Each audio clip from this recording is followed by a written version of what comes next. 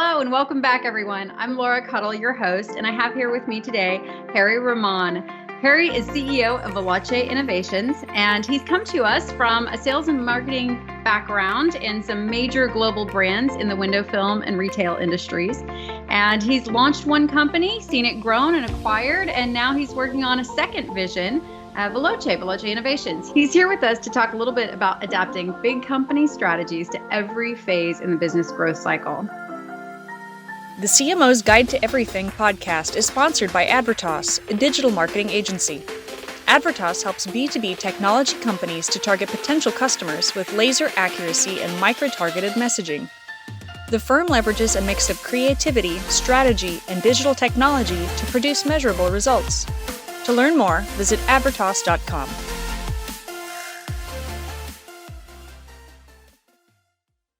Welcome, Harry. Laura, thanks for having me. Looking forward to the chat, and thanks for the opportunity. Great. So to get started here a little bit, I think everybody would agree from the jump that the idea of a magic formula is an elusive objective. But with that being said, there's some solid ways of building a business or a product line that consistently yield an ROI.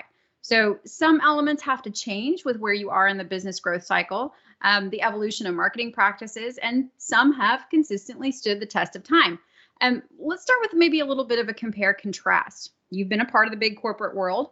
What kind of marketing initiatives do you think translated well into starting and growing your own companies, and maybe what ones didn't? So Laura, I think that one of the biggest challenges as in the initial growth phases is resources, right? You're trying to be everybody and you're trying to do everything.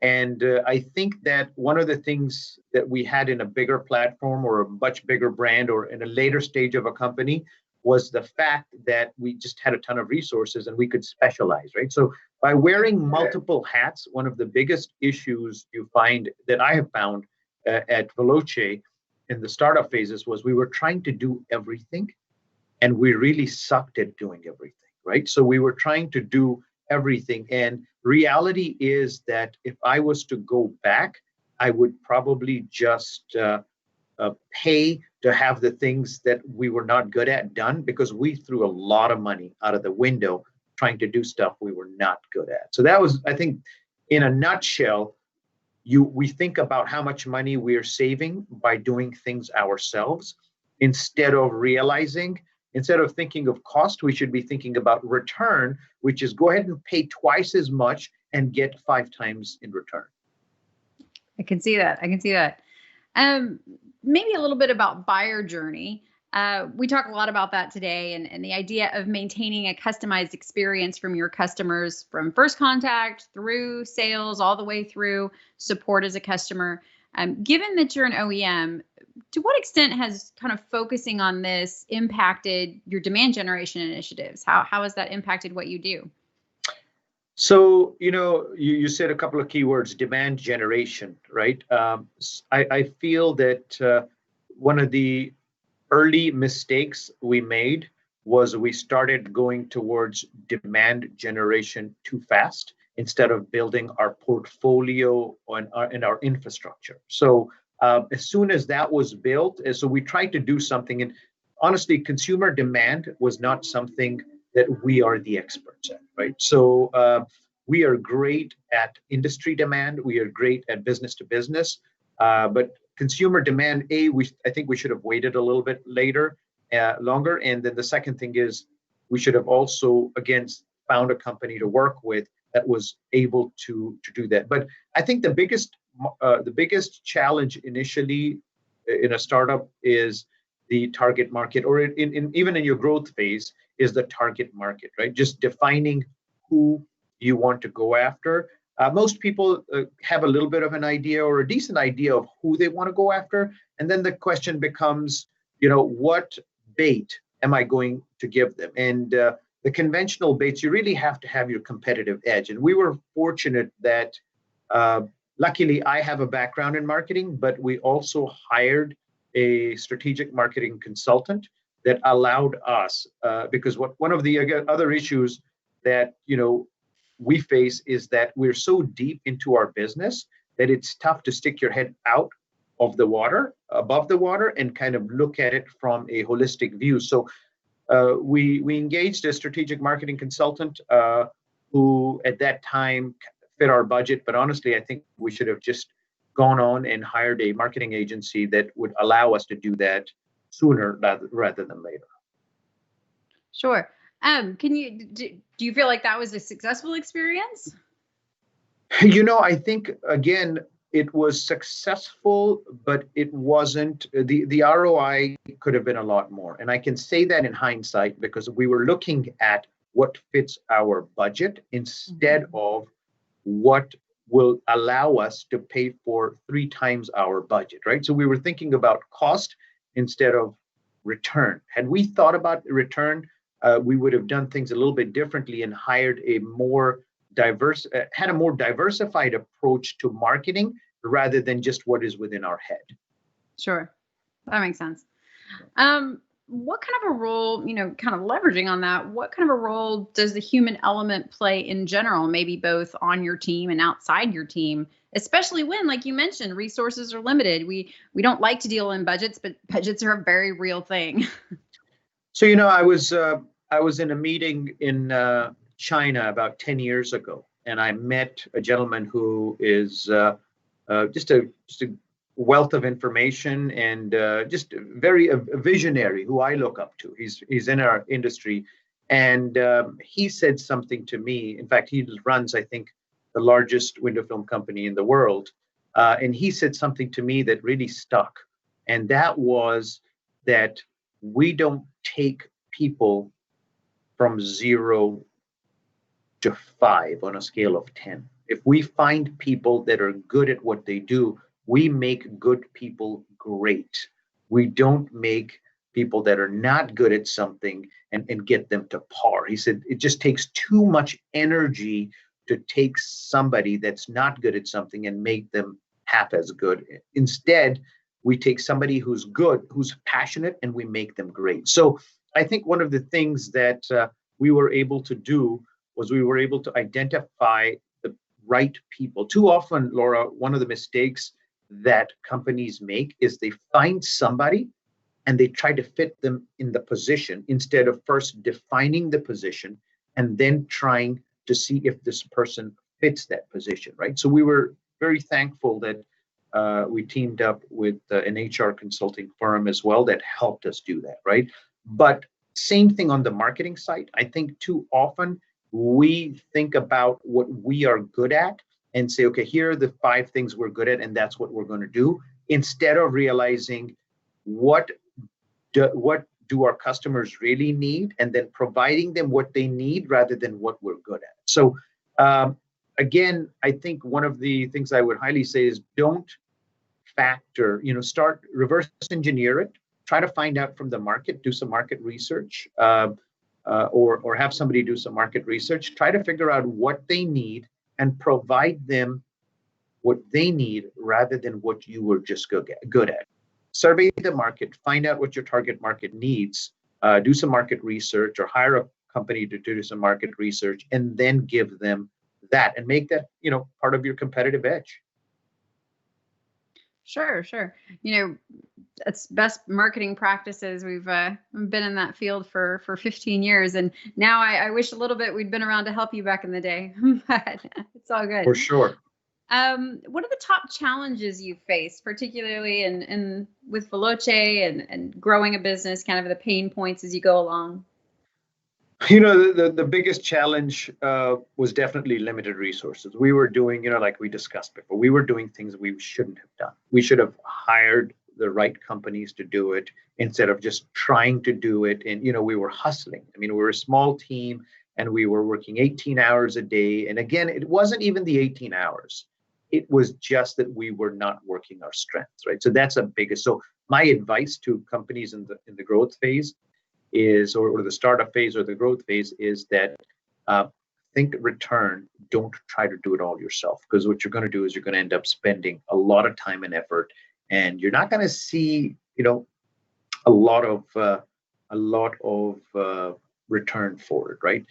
We, just to let you know, we spent over the last couple of months, we've spent, about $15,000 to $20,000 in pay-per-click marketing and Google AdWords and stuff.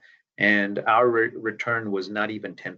I mean, Laura, we threw that money out of the window because we were trying to do it ourselves, right? And we threw it out of the window. So I would continue to say that just, focus in on what you do well, right? But at the same time, wherever I don't change the brakes or tires on my car, and it's not that I can't, right? So I think that limited resources, number one. Number two is don't try to be the expert, right, in the fields. And then the other thing is that a lot of companies focus in on what I would call the egg instead of the chicken, right? So the chicken is what I would describe as a relationship, a business-to-business relationship that continues to lay eggs over time, as opposed to the egg, which you go buy an egg, you crack it, and you don't have much to show for it. Now you have to go buy it. So in business, focus in, if you have a model where you can focus in on business to business as well as business to consumer, that business to business continues to, you build a relationship and it continues to lay eggs instead of just focusing in and buying yourself a lead every single time, right? So I think those, another thing I think we should have done is I think we should have done more PR. I don't think we did enough PR. I think that would have opened some unconventional channels for us that we have not been able to open yet. Sure. Do you have plans to do more of that in the future?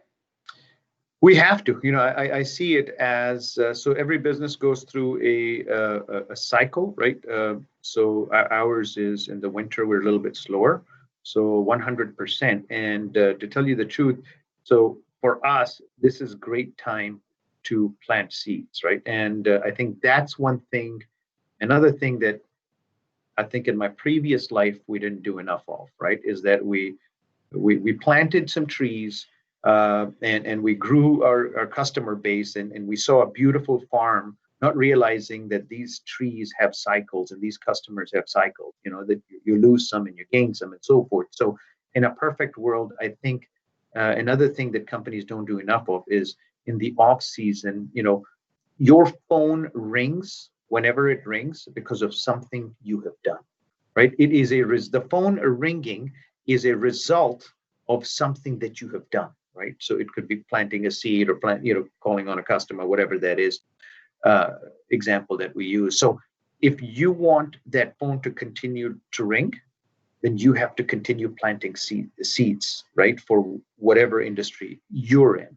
And I think that's another thing that we get comfortable. We start seeing some customers go up, and we're like, wow, it's great. They're not realizing that all you have control is continue to do your marketing, so we actually spend in our off season, we work even harder in marketing than in our on season, because in the on season, people are so busy getting customers that they don't have time to talk and listen and stuff. Sure. So this is your time to plant your seeds. Sure. So on that note, in terms of diversifying your marketing efforts, we tell our customers all the time, there's no magic bullet. There's no one thing that's going to make or break your marketing efforts. It's going to be consistency and a variety of efforts over time that gets the job done and feeds that sales pipeline. What kind of advice would you offer people in terms of finding those elements that work and creating their magic formula? I think this is it's a pretty good broad question, and it really brings up the point of, I think that not enough people do their research on how to get their target market. And I think that really the answer lies in, it's kind of like before you're going to cook something, you got to make sure that you have all the right ingredients to cook it, right? So I think that the marketing is the cooking. right?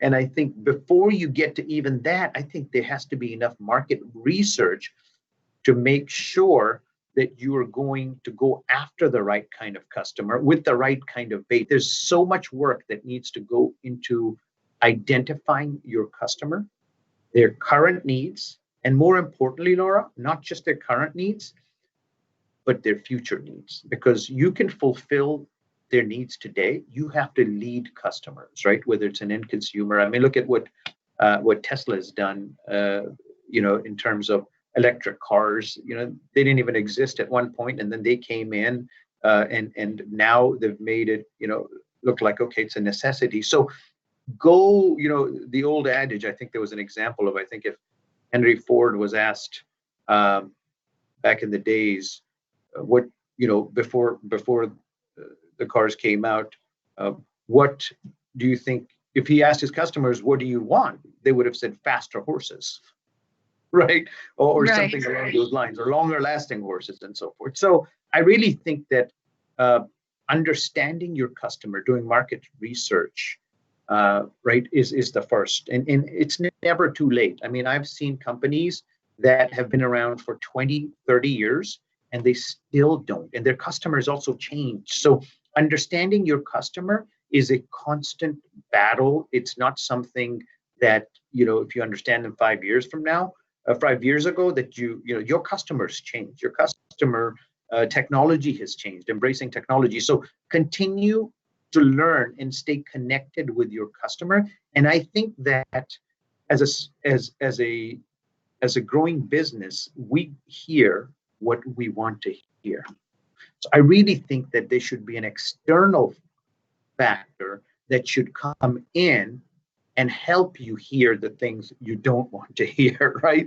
So, because when we talk to our customers, we hear the things we want to hear, right? So I think that's basically, in a nutshell, is ask for help, right? I mean, if it's accounting, if it's the marketing, if it's PR, if it's whatever it is, ask for help, because you only have one perspective. You have your perspective, and you really need somebody around you to be able to see a lot more than you can see.